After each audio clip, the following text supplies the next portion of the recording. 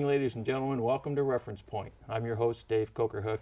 This evening we're going to be talking about, well, quite a broad subject, actually. I've got two gentlemen here with me this evening. I'll introduce to you in a moment. And we're going to be talking about what's in store in the future. We kind of look at some of the things that have been going on locally, nationally, internationally, and recognizing maybe that there are some things that need to change in the world if we're going to achieve some of our goals and objectives as individuals, as a state, as a country, as a full society. And we're going to talk about some of that stuff. And with me to discuss those things are Bruce Preville, who has been on my show before. Bruce, nice to have you back. It's nice to be here. And Bruce is a management consultant and has several other interests, one of which is the organization called Results, which we talked about before on my show. And next to Bruce over here is John Renesch. And John is an author and futurist and general catalyst for change, I guess would be a good way to say that. Would that be about right, John? Sure. Provocateur. Provocateur. Provocateur, yes. Agent Provocateur. And you brought a copy of the book that you have written, which I think really sums up some of the things that we want to talk about today. The book is called Getting to the Better Future. And that's what people always hope for. They always look for, how do we improve, how do we get things better tomorrow than we have today. Gentlemen, I want to toss a question out here, because I think there's a lot of things that are going on right now. Here we are in the middle of 2010, and we have all these things that seem to be happening, and much of it's tied to our political process, such as it is, and the ramifications of things that are kind of connected to that political process, economically, socially, educationally, etc. And people seem to be fairly disenfranchised with the way things are. And we've been talking about that for the last 20 years or more. I keep hearing, we got to change this and, do something new in a process and whatever. But nothing seems to change. John, what is going on here? What's really at the crux of the problem? Because if we don't know what the crux is, we can't really fix it. Well, they say in systems theory that if you have a lot of well-intended people with good hearts, and they keep the more they keep trying to make change happen, the worse it gets. You've got a system problem. So it's not a question of somebody's bad and somebody's good. It's the systemic problem. And what we have is an archaic system. All of our systems are developed 250 years ago or 200 years ago. And we are a different society now than we were then. Mm-hmm. So what I think we have to look at is overhauling our systems, not just trying to change them or fix a little of this and a little of that, duct tape and chewing gum like we were talking before the show, but actually look at, maybe we need to reinvent a new organizational structure that will better serve what the global society is wanting and demanding right now. Interesting. So Bruce, this kind of ties into something that you and I have had some conversations about, which is a concept that kind of came from your thoughts of what should democracy be like in the 21st century. As John was saying, this whole experiment, as some people have called it, started a couple hundred years ago and more. And but things in the 21st century are somewhat different. We've got the internet, instant communication across anywhere on the planet, and several other technological implications that sort of change how people interact with each other, with their systems, with their political representatives, etc. I'd like to go back a few months. I was working, as were many people, some months ago to get our healthcare system overhauled, and everybody says it's broken. And the thing that I noticed was that for quite a while, it looked like maybe something was going to happen, and maybe it wasn't going to happen, and maybe it was going to happen, and maybe it wasn't going to happen, and it was like not very certain. And one of the things they were talking about at a certain point was that Congress and the committees that were kind of in control of the legislation at that time, they were saying there's not going to be a public option. And a whole bunch of people decided that we need to have a public option, and there were 700,000 people that called Congress, their congressperson, one day, and the next day the same Congress people were saying, yep, we're going to have a public option. And I realized I mean, that was pretty good to get such a big change to happen. But I realized that it took 700,000 people contacting Congress. And I thought, what's behind that? What was it that was making it so difficult to get that to happen, that it took 700,000 people to make it happen?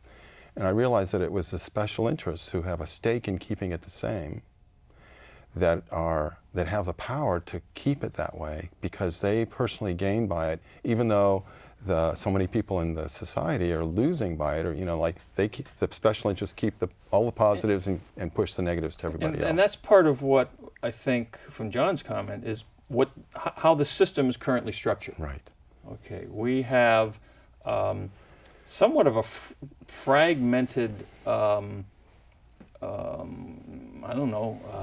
perspective, I guess, because there's so many special interest viewpoints. And with today's technology, you can focus in on any one of them that you want to. I saw something on the internet, on TV yesterday. They were talking about how, and this takes us into a slightly different realm, but you can find these websites for people who are promoting terrorism, et cetera, et cetera. Any viewpoint has a medium of communication now that it didn't have 30 years ago. And so this fragmentation phenomenon creates an interesting dilemma.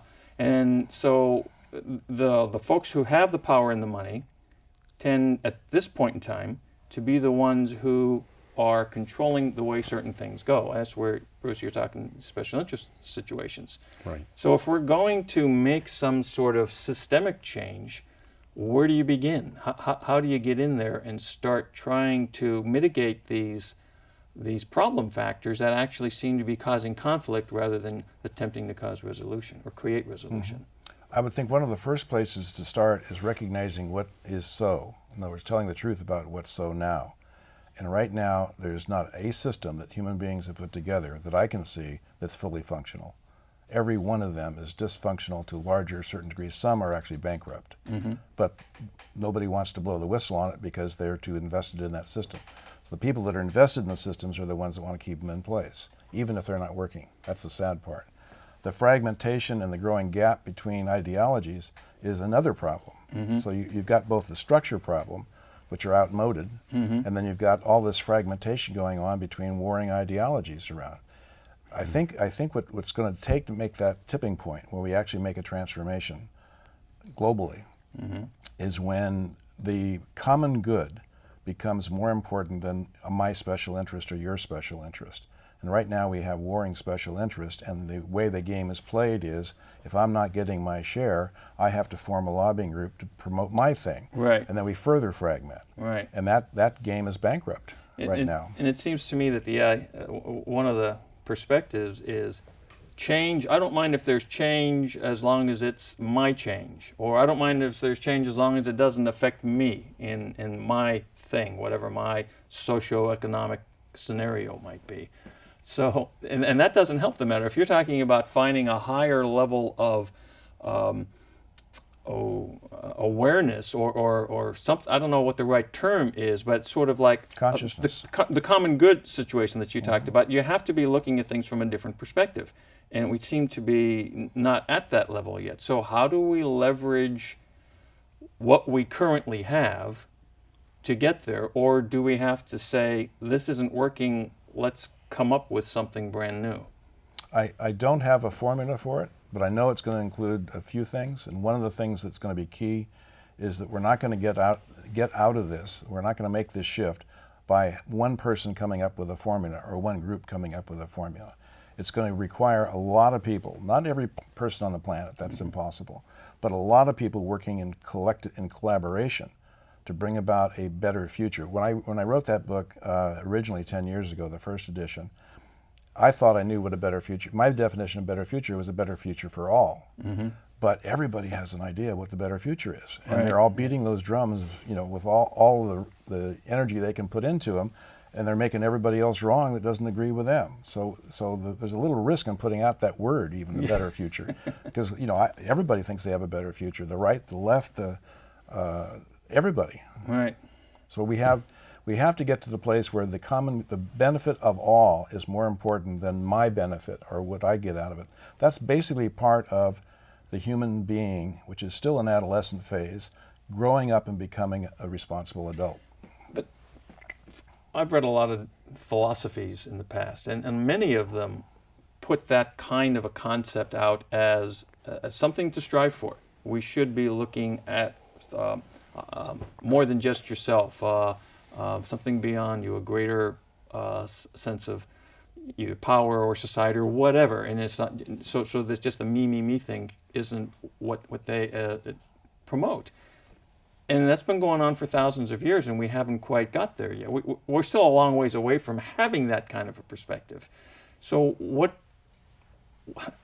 I guess what my question is, how can we help to facilitate that? I mean, change needs to take place on an individual by individual basis. It's not something you can snap a finger and everybody's going to instantly change. That's not the way it should work, and it certainly isn't the way that it would work. So, how do you approach this, Bruce? How do we manage to facilitate some kind of uplift? I guess one thing to offer to this is that I think that people find in certain places, certain areas of their life, whether it's their family, their neighborhood, their relatives, their work life, their religion, they find a place where people are motivated to generate a community, to generate that feeling of kindred spirits, of kindness, of generosity with people, of compassion. And I think that we have kept that away from our society and keep it separate and have it just be a special place, whether it's our family or our church or whatever. And it's actually possible to have a society that has that in its operating system. I mean, that has that as the way it functions. And we've gotten away from that as a society, which leads to this splintering into all these opposing points of view. This would be something that people agree on. So what that speaks to, the way that speaks to me is that it's not inappropriate, Mr. Whomever or group whomever, to have a viewpoint and to have something that's important to you for whatever reason, because you live in the high desert and the only way to make things grow there is blah, blah, blah, and which is different than if you're in the tropics or whatever. But what we need to do is to engineer a way for communication to take place so that people can look at things from a different perspective rather than the one narrow viewpoint. Am I reading that correctly? Am I interpreting the comment effectively? Well, I think if that were to occur, then the communication would happen differently, but I'm not sure that having a way to communicate differently is going to do much about the splintering. I would suggest just to communicate would be good. We're not communicating now at all. We're yelling at each other. Yes, that's true. So if we could just get into a dialogue or communicate with, really be in conversation together, that community that Bruce is talking about starts to develop. And from what we know about the studies I've seen is there's a huge yearning for community. People are being more and more isolated. They're actually more and more isolated with their technologies. Right. So they're missing that sense of community. So on one hand, they miss it. On the other hand, they're acting in a way that actually kills it, right, or limits it. So if we can start talking to one another, literally invite somebody with an opposite view that you have into a conversation. Don't be afraid to risk that relationship, and see if they'll be willing to have a conversation with you. Sit down, have a few ground rules like no fist fights and things like that. But if you could engage somebody with the opposite ideology or the opposite view that you have in a conversation, rather than just hanging out with your buddies that think your way, and they hang out with their buddies that think your way, and they lob grenades over the fence at each other, these verbal grenades. So, which sounds really positive, and it coincides with my thinking as well, but how do we get that? How do you get people to do that, especially today? It's not get people to do it, it's start doing it. Start doing it yourself. Okay. Don't you know people that disagree with you politically? Absolutely, and I talk to them regularly. Okay.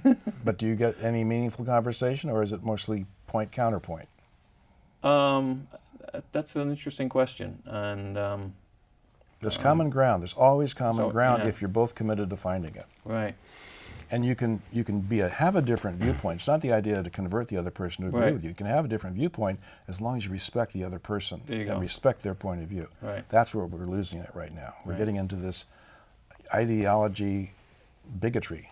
Right. Ideologic bigotry. We're getting more and more into that, where we're actually denigrating each other because we don't agree with them. And I've seen that a lot. You see that a lot in the political arena right now. I mean, here right now we've got, in just a few weeks, we have, was it the primary elections for governor here in the state of California. And the two candidates for the Republicans keep throwing stones at each other. Right? And it doesn't necessarily help someone who's trying to understand what an individual stands for, just to hear them throw out sound bites and throw grenades across at each other. So I understand what you're saying. One of the things that George Washington was most concerned about, way back before we even had the Declaration of Independence, was that two parties are essential, or more. Two parties are essential because if they are in conversation, if they're in dialogue with each other, they will come up with a better one than either one of them, a better solution or a better answer than either one of them will. And if we got into partisan, or what he called spirit of the party, that was what they called partisanship then, that was his biggest fear, that we'd start thinking our party has the right answer and that we should win and dominate. And that, what you end up there was a negative synergy. You end up with the worst that both can come up with. It actually works against us. So that's what we're getting in government right now, is the worst of both. I can see how that is. Yes. I think that there's a way to listen. Having a dialogue with somebody. Somebody can be listening, like I can be listening to what you're saying and cooking up my rebuttal to your points, which tends to make the positions get more firmly entrenched and more extreme, because then you get defensive and I'm being defensive, and then you get attacking and I get attacking, and pretty soon we make a battle out of it. Who's going to win? Who's right? Who's wrong? The kind of conversation I think that John is talking about, what I hear in that is that the opportunity is one of listening to understand the other person, not to figure out what your rebuttal is, but to really understand them and to ask questions, not to try to trip them up, but to ask questions for clarity. So you really do understand them. And when you do that, the person begins to get a little bit more relaxed and to say what they know and what they don't know and talk about it. And you also talk about your position, but not like counterpoint, but just answering their questions. So if you're both seeking to understand the other person, then you can find between the two of you perhaps something that you hold in common and some better solutions than either of you might have thought up alone. And I think that's absolutely spot on. And my impression is that as a society, we sort of educated ourselves away from that perspective. I mean, my background is in sales and marketing. And so I've gone through, I can't tell you how many sales training classes. And eventually they start talking, there are some more contemporary ones that talk about relationship building and whatever, but at the crux of a lot of these things is this point-counterpoint kind of thing that you're talking about. Hear enough about what the guy says so you can come up with the answer to that. Whatever his objections, you got to overcome the objection, okay? It's never a question of fully understanding what it is that this other individual's needs are so that you can maybe find a way to satisfy that need or point him in a direction that he can, but it's like removing it from the table somehow with a rebuttal. And so we've sort of engineered our way into part of the challenges that we have. John, something that I saw about, I think it was about your book, your book, How Business Can Lead the Way to New Possibilities, I thought was very interesting as part of that. Can we talk a little bit about your viewpoints of where business fits into this scheme of things to try to facilitate the creation of new systems? Well, for most of my books, the first 10 books or so that I did were all pretty much focused on business transformation, transforming the business organization as such. And the basis for that focus is that business is driving the values of our society. So business is the locomotive pulling the train, and it has been for the past 100 years anyway, probably more. So if you could change the course or the paradigm in which business is operating, just a degree or two, the whole society would go with it. So I saw it as a leverage point. I've since changed somewhat in seeing that we can't just take the commercial system, the system of commerce, and transform it alone, because they're all interlinked. The political system, the social system, the educational system, the legal system, they're all intertwined.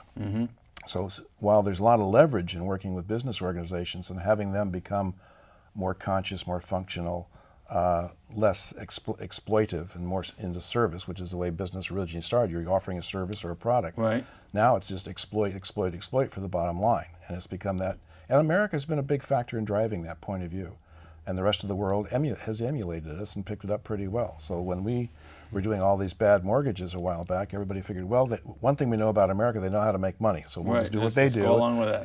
And they just follow the donkey, and here we go. You know, we have this huge recession, which I'm not even sure is over yet. Yeah, I don't know either. But it's interesting. You talk about your comment there about we know how to make money, but that one of the challenges, in my observation, in my years in the business world, has been that the longevity or the thinking doesn't seem to go further than the next quarter, because you've got to meet whatever the expectations are for the shareholders at whatever. And one of the first interesting experiences I had in dealing with companies from the Far East, especially Japanese and Chinese companies, where they were thinking a lot further down the road than we were, and which was interesting. And I think that is possibly part of the problem that we have now, because we're not thinking about if the things that we're doing today, what true impact are they going to have in 10 years, 20 years for my children, my grandchildren, and my great-grandchildren. And it's talked about, but I think it's lip service that's paid to that sort of thing more often than not. So that's the adolescent point of view, too, right? Don't worry about the long term, just worry about Friday night, or the equivalent of Friday night, right? The next quarter. Right. So to change that perspective takes energy and effort, I guess. And growing up. And growing up. Maturing. It's species maturing. It really is. The human being is, a colleague of mine, Dwayne Elgin, and I both make a habit when we're in other countries of asking the audience where they think we are in terms of the maturation of the human being. And we give them child, adolescent, young adult, wise elder. 90% of them always go, both his audiences and mine, go with adolescent. So people know we're in that adolescent phase. As a society, as a species. As a species. Yeah.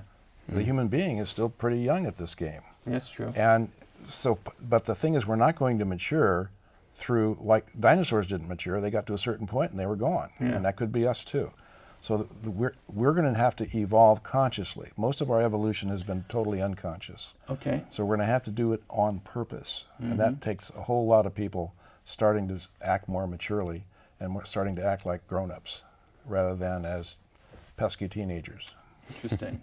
I think we should talk a little bit more about that specifically. And in order to do that, I'm going to ask you, gentlemen, if you might be willing to come back and join me at another sitting here at this table to pick up that conversation, because there's only a few minutes left in our show this evening. But that's, okay. I think that, that's something that I think is important to talk about, John and Bruce, because we have tended to allow things to happen. It's sort of like we are at an effect position of whatever is going on in our environment, et cetera, and we're letting ourselves as individuals, and as you say, as a people, and then as a country, and then as a species, to just sort of like go wherever the wind is blowing. But we haven't picked our destination, so to speak. Now, how do you do that collectively is an interesting question. Probably the most interesting question.